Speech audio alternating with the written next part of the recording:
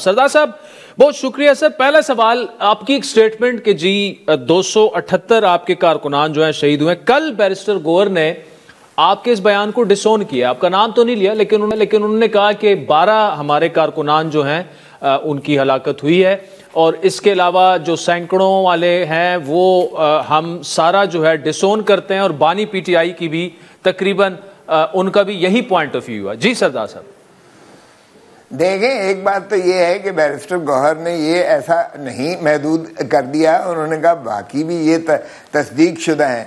और जो बानी चेयरमैन यानी इमरान खान साहब हैं, उन्होंने कहा दर्जनों के हिसाब से में ये सैकड़ों भी आ जाते हैं। सो इसलिए मैं अपने बयान पर कायम हूँ और अगर आपको ये फहरिस्त देखनी है तो ये फहरिस्त हमने तैयार की हुई है और ये हम अभी अनकरीब अदालतों में जाने वाले हैं और आप उसको देख लेंगे।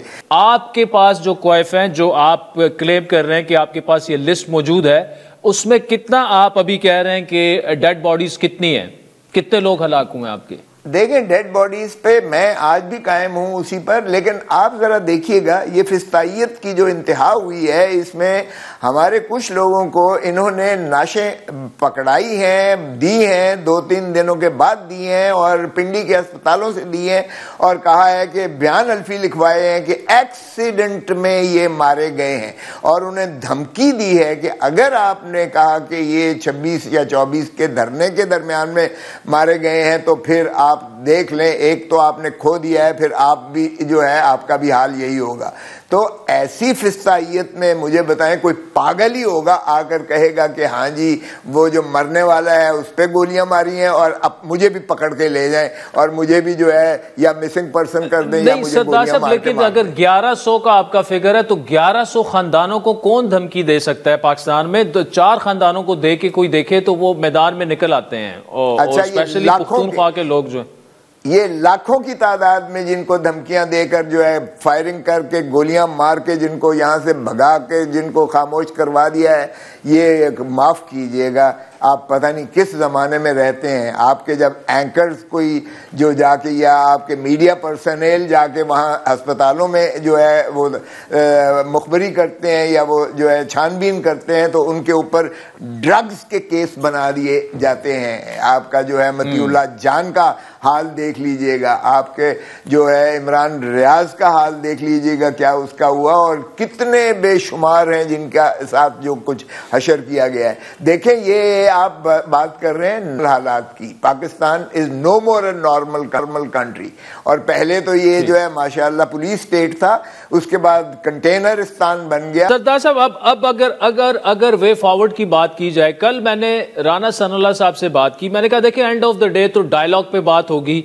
अगर वो कहते हैं कि आप हमारा मैंडेट वापस करें तो मैंने कहा आप अर्ली इलेक्शंस पे बात कर लें, सेटल डाउन हो जाएं, बैठें, आप कहें कि चलें जी हम 2 साल बाद इलेक्शन करा लेते हैं। तो मैंने कहा हो सकता है पीटीआई मान जाए, मीनिंगफुल डायलॉग करें ना।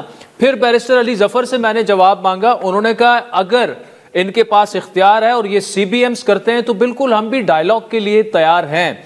अब आप मुझे ये बताएं कि खान साहब ने भी ये कहा है कि पार्लिमान के जरिए जो है हम अब ये डिबेट आगे लेके जाएंगे, तो यही क्या स्ट्रैटेजी नहीं होनी चाहिए पीटीआई की? और सीबीएम्स क्या आप एक्सपेक्ट कर रहे हैं गवर्नमेंट से? और मुज़ाकरात क्या आप समझते हैं कि पीटीआई तैयार हो जाएगी मुज़ाकरात के लिए? और होना भी चाहिए अब तो।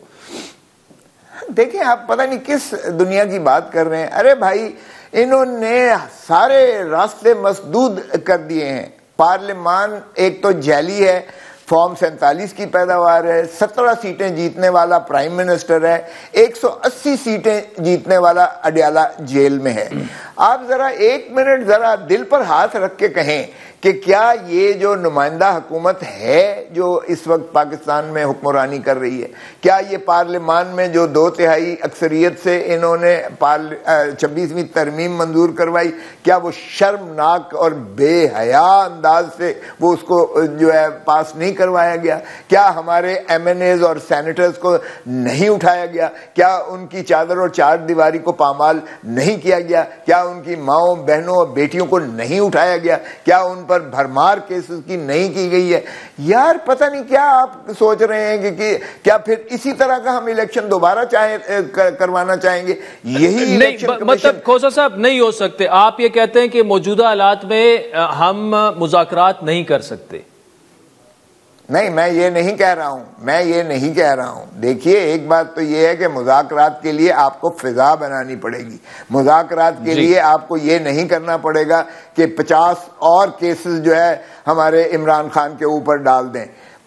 मुज़ाकरात का मतलब ये है कि आपको कंड्यूसिव एटमॉस्फेयर बना। जब सारियों ने अदालतों ने जब इमरान खान को हर केस से या बरी कर दिया या जमानत उनकी पर रिहाई की, और आखिरी जब रोबकार रिहाई की जाती है तो 1.5 साल के बाद एक और जाली केस उन पर डाल दिया जाता है और उनकी गिरफ्तारी उस केस में डालकर उनका जिस्मानी रिमांड ले लिया जाता है। फिर जेल को जो है में मुलाकात बंद कर दी जाती है। फिर जब क़यादत हाई कोर्ट का ऑर्डर लेके जाती है तो उनको गिरफ्तार कर लिया जाता है जेल के बाहर।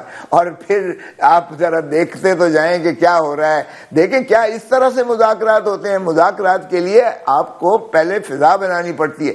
हमने यही कहा था कि साजगार फिजा, ठीक है, साजगार फिजा बनानी पड़ेगी। अच्छा मुझे ये बताइएगा सरदार साहब, ये खान साहब का जो ट्विटर हैंडल है ये कौन चलाता है? मतलब पाकिस्तान में कोई चला रहा है, बाहर बैठे कोई लोग चला रहा है? खान साहब के पास तो एक्सेस नहीं है इंटरनेट की। आपको भी पता है कि ये यहाँ नहीं कोई भी चला रहा। नंबर 1, नंबर 2, यहाँ तो खान साहब को एक्सेस तो बड़ी दूर की बात है। वहां तो कई हफ्ते उनको सॉलिटरी कन्फाइनमेंट में कैद तन्हाई दी जाती है, उनको अजियत दी जाती है। उनको सरदार साहब वो बात ठीक है, लेकिन अगर यहां से कोई नहीं चला रहा तो फिर वो जो ट्विटर हैंडल है वहां से जो ट्वीट्स होती हैं तो उससे फिर पीटीआई अपने आप को डीएसोसिएट कर रही है या इंडोर्स कर रहे हैं आप उसको? हम क्यों डीएसोसिएट करें? मुझे बताएं, कोई बंदे के पुत्रों वाला काम हो रहा है इस मुल्क में कि हम उसकी तारीफ करें? मुझे ये बताएं पहले।